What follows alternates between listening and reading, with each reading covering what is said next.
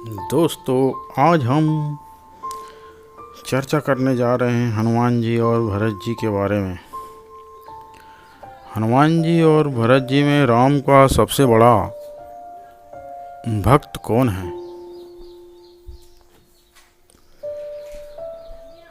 सबसे बड़ा भक्त हनुमान जी है या राम जी है? जब हनुमान जी संजीवनी बूटी का पर्वत लेकर लौटते हैं तो प्रभु श्री राम जी से कहते हैं, आपने तो मुझे मेरी मूर्छा दूर करने के लिए भेजा था। आपने मुझे संजीवनी बूटी लेने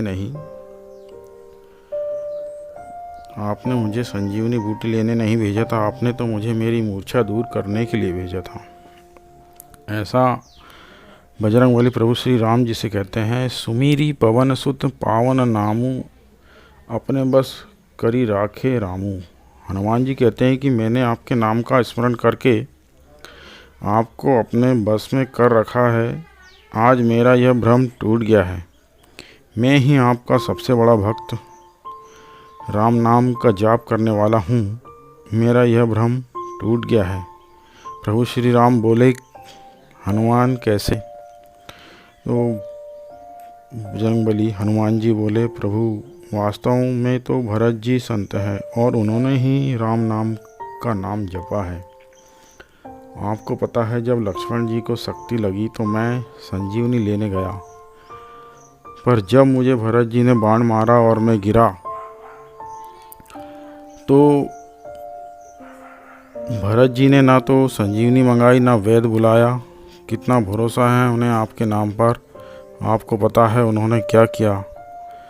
जो मोरे मन बच अरु काया, प्रीति राम पद कमल अमाया। तो कपि हो बिगद श्रमशूला, जो मोह पर रघुपति अनुकूला। सुनद बचन उठी बैठ कपीसा, कही जय जयति कौशलाधीसा।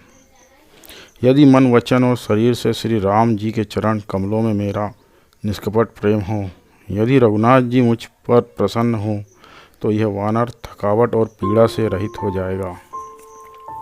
और ऐसा यह वचन सुनते ही मैं श्री राम जय जय राम कहता हुआ उठ बैठा। मैं नाम तो लेता हूँ, पर भरोसा भरत जी जैसा नहीं किया, वरना मैं संजीवनी लेने क्यों जाता। बस ऐसा ही हम सब करते हैं। हम राम का नाम, भगवान का नाम तो लेते हैं, पर भरोसा नहीं करते। बुढ़ापे में बेटा ही सेवा करेगा, बेटे ने नहीं की तो क्या होगा। उस समय इंसान भूल जाता है कि जिस भगवान का नाम वो जप रहा है वे हैं, पर भरोसा नहीं करता। बेटा सेवा करे ना करे, पर भरोसा व्यक्ति उसी पर करता है।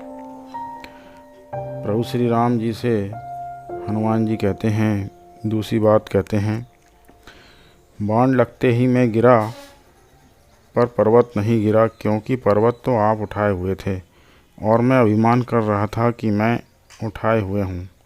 मेरा दूसरा अभिमान भी टूट गया। इसी तरह इंसान भी यही सोच लेता है कि गृहस्थी के बोझ को मैं उठाए हुए हूँ। फिर हनुमान जी कहते हैं, एक बात और प्रभु, आपके तर्कस में भी ऐसा बाण नहीं है जैसे बाण भरत जी के पास है। आपने सुबाहु मारीच को बाण से बहुत दूर गिरा दिया।